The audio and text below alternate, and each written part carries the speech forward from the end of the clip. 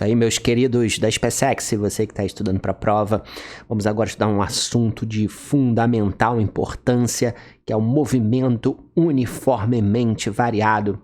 Cai muita questão sobre isso, um assunto de Física 1 muito importante. Então, vamos lá, Selva! Vamos falar agora sobre aceleração média, que é um conceito muito importante dentro aí do movimento uniformemente variado. Então vamos ver um exemplo. Você repara aqui que a bolinha ela começa o seu problema, o seu movimento, já com uma velocidade inicial de 4 metros por segundo. E 2 segundos depois, a sua velocidade cresceu de 4 para 12 metros por segundo. Então por isso é que existe o conceito de aceleração, porque a aceleração nada mais é do que a rapidez com que a velocidade de um corpo vai mudar.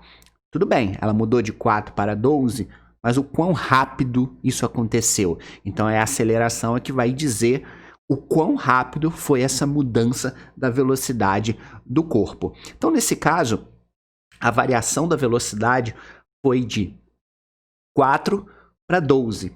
Então, fazendo aqui o ΔV, né, a variação da velocidade final menos a velocidade inicial, 12 menos 4. Então, a gente teve uma variação de velocidade de 8 metros por segundo em apenas 2 segundos.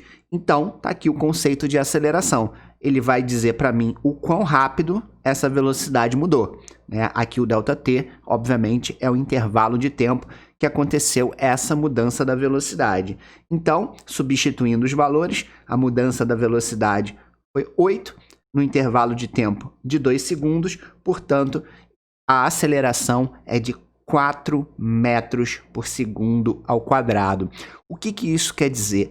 Que a cada segundo a velocidade está aumentando de 4 metros por segundo. Então, esse é o significado. A cada segundo, a gente tem um aumento na velocidade de 4 metros por segundo. Vamos conferir?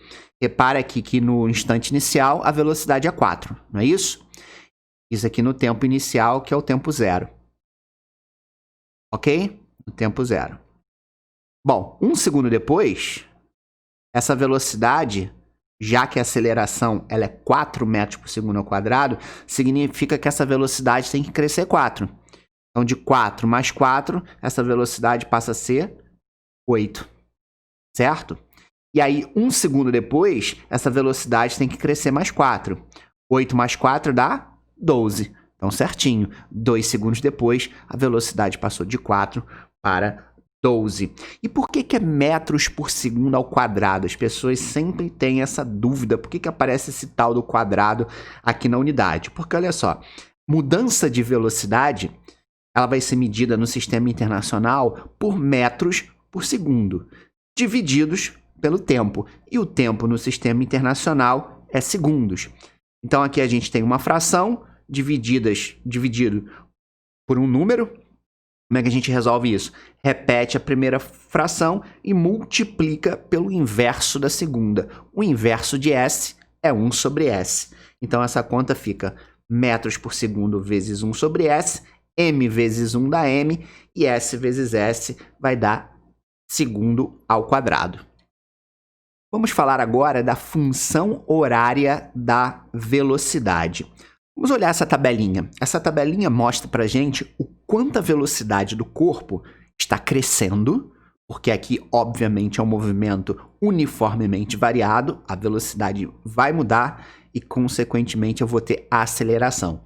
Então, no tempo 0, tempo 1, tempo 2, a velocidade muda de 2 para 5 para 8 metros por segundo, tá? Então, representando isso num probleminha real, eu tenho uma bola que no tempo 0 a velocidade é 2, no tempo 1 segundo a velocidade cresce para 5 e no tempo 2 a velocidade cresce para 8 metros por segundo. E você é inteligente, você já percebeu que a cada segundo essa velocidade da bolinha vai crescendo de 3, certo?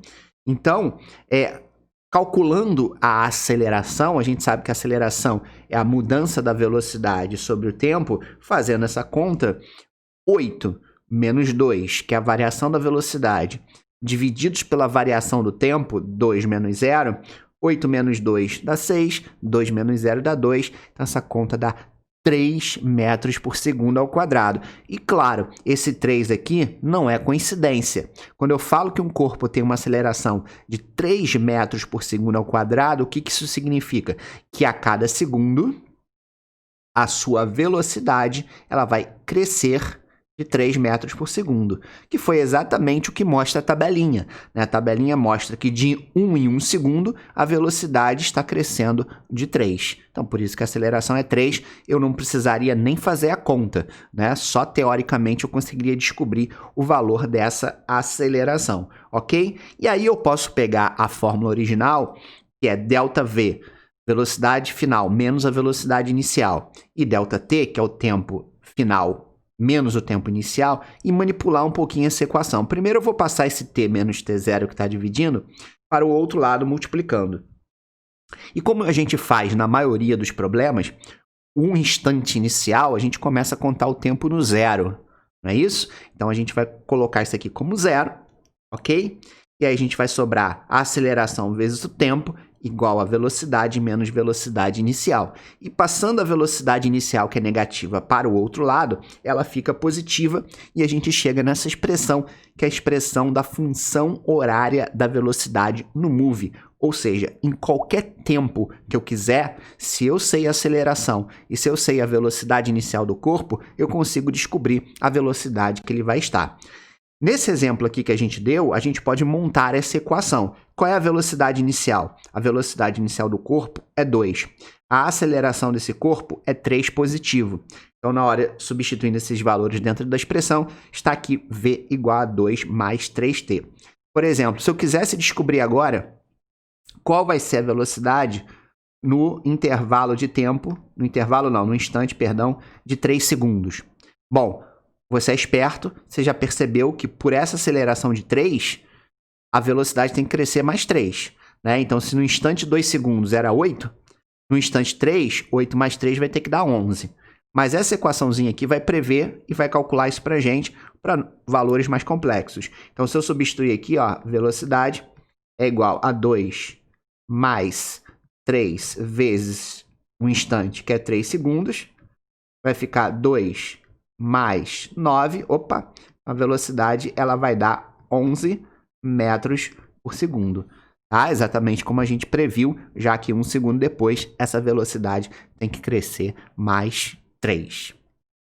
Vamos falar agora da função horária dos espaços. Da mesma forma que você consegue prever velocidade, você consegue também prever a posição que o corpo vai estar dentro do movimento uniformemente variado. Por exemplo, aqui eu tenho que a bolinha no instante inicial está com uma velocidade de 2. 1 segundo depois, ela passa a ter uma velocidade de 4 metros por segundo. E 1 segundo depois, a sua velocidade cresce para 6. Se você conhece o conceito de aceleração, você sabe que se a velocidade está crescendo 2 metros por segundo a cada segundo, significa que a aceleração desse corpo vai ser de 2 metros por segundo ao quadrado.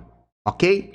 Bom, então, a equação dos espaços é essa grandona que a gente costuma chamar de sorvetão. Tá? Para decorar, muitos professores de física usam a palavra sorvetão.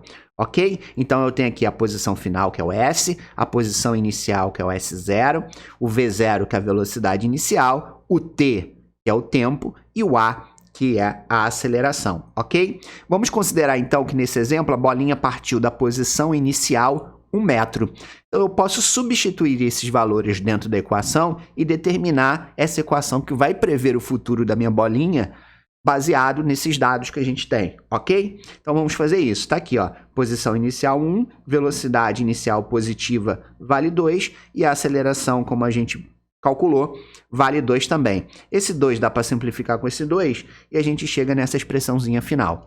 Então, S igual a 1 mais 2t mais t ao quadrado. E agora eu posso montar essa tabelinha. Eu posso descobrir no instante 1 segundo, no instante 2 e no instante 3 qual vai ser a posição que o corpo vai estar. Basta que eu pegue cada instante e substitua dentro da letra t, porque t quer dizer instante de tempo. Então, vamos fazer isso? Então, para o tempo igual a 1, aqui, 1 mais 2 vezes o t, que vale 1, mais 1 elevado ao quadrado. faço essa conta e descubro que a posição que ele vai estar aqui, ó, vai ser de 4 metros, ok? E aí eu posso colocar aqui, ó, 4 metros. Então ele partiu de 1, um segundo depois ele vai estar na posição 4. No t igual a 2, substituindo agora, em vez de t igual a 1, t igual a 2 aqui, t igual a 2 aqui, a gente substitui, faz a conta e descobre agora que a bolinha vai estar na posição 9. Então, repara que realmente a cada segundo, né, a bolinha está andando cada vez mais, né? Você vê que aqui no primeiro segundo ela passou de 1 metro para 4 metros, então ela andou 3 metros. E agora, um segundo depois, ela não vai andar só 3 metros. Como a velocidade dela está aumentando, ela vai andar uma distância maior. Então, realmente, ela andou de 4 para 9, ela andou 5 metros aqui, ok? Ainda consigo prever agora aonde que ela vai estar no terceiro segundo. Basta eu trocar o t por 3, né? Então, vamos fazer isso. Trocar aqui o t por 3 segundos e substituir dentro da expressão da função horária dos espaços e achar agora que ela estaria na posição 16 metros. Então, essa é a função horária dos espaços ou da posição no movimento uniformemente variado. Serve para a gente prever o futuro, ou seja, descobrir em que posição que o corpo vai estar em qualquer intervalo, em qualquer instante de tempo que eu quiser. Bom, agora a gente vai falar sobre a equação de Torricelli. A gente já aprendeu dentro do MOVE que existem duas equações. Uma é a equação da velocidade, V igual a V0 mais AT. Então, essa equação depende do tempo. Já existe a equação horária dos espaços, que é a sorvetão. S igual a S0 mais V0T mais AT ao quadrado sobre 2. Ou seja, a sorvetão também tem o tempo. Só que existem situações dentro do movimento uniformemente variado que eu não vou ter o tempo. E mesmo assim eu consigo calcular o que eu preciso. Por exemplo, aqui, a bolinha ela partiu com uma velocidade inicial nula. Ela tem uma aceleração de 2 metros por segundo ao quadrado. E depois de um tempo, que eu desconheço, ela vai atingir uma velocidade de 4 metros por segundo. Se eu quiser saber a distância que ela percorreu, eu vou conseguir? Em tese, utilizando aquelas outras duas equações, eu não conseguiria, porque eu não tenho tempo. Repara que eu não tenho tempo em lugar nenhum. Mais a equação de Torricelli, que é essa aqui, velocidade final ao quadrado igual a velocidade inicial ao quadrado mais 2 vezes a aceleração vezes a distância percorrida, repara que em nenhum momento, nenhuma letrinha dessa representa o tempo. Então, com essa equação de Torricelli, eu consigo resolver esse problema mesmo sem ter o tempo que ele gastou daqui até aqui. Correto? Então, substituindo os valores, a velocidade inicial é 0, né? A aceleração ela vale 2 e a velocidade final ela vale 4. Então, substituindo primeiro a velocidade final, 4 ao quadrado. A velocidade inicial é nula, né? Não precisa nem substituir. Mais 2 vezes a aceleração, que é 2, vezes o ΔS que eu quero calcular. Ok? Então, 4 ao quadrado, óbvio, dá 16. 0 ao quadrado dá 0. 2 vezes 2 dá 4.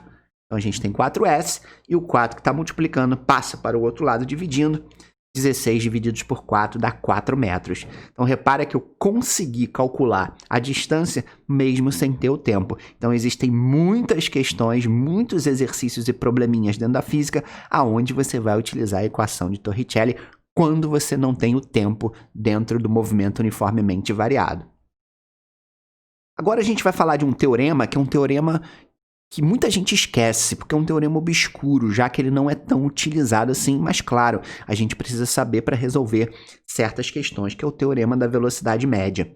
Vamos ver esse exemplo aqui. Vamos supor que eu tenho um movimento onde a bolinha começou com uma velocidade de 2 metros por segundo e depois de um tempo que eu desconheço, ela passa a ter uma velocidade de 6 metros por segundo. Então, claro, isso é um move, porque a velocidade está mudando e tem aceleração. E repare que eu também não sei qual foi a distância que a bolinha andou. Mas se eu quiser calcular a velocidade média nesse trecho, será que eu consigo? Bom, a gente sabe que a velocidade média, a gente precisaria de duas informações, né? A distância que ele percorreu e o tempo que ele gastou para percorrer essa distância. Porque a gente tem um problema, a gente não tem um nem outro. Mas aí é que entra o teorema da velocidade média. O teorema da velocidade média é muito simples. Para você calcular a velocidade média nesse trecho, num problema de move, Basta que você some a velocidade inicial com a velocidade final e divida por 2. É uma média, certo? Então, resolvendo esse probleminha muito simples, 2 mais 6 dá 8, divididos por 2, a gente vai ter uma velocidade média de 4 metros por segundo, ok? E tem muito probleminha que é comum você combinar as duas equações. Ou seja, aqui, já que esse lado esquerdo do teorema é a velocidade média, e velocidade média é ΔS sobre ΔT, em algumas situações você vai substituir o ΔS e ΔT aqui, por exemplo, ele vai dar o tempo e você consegue calcular a distância, por exemplo, ok? Ou ele vai dar a distância e você consegue calcular o tempo. Então, é muito comum, então é só gravar o teorema, que é muito fácil, né? Só somar as velocidades e dividir por 2 e lembrar, óbvio, aquela equação simplesinha que velocidade média é distância sobre tempo.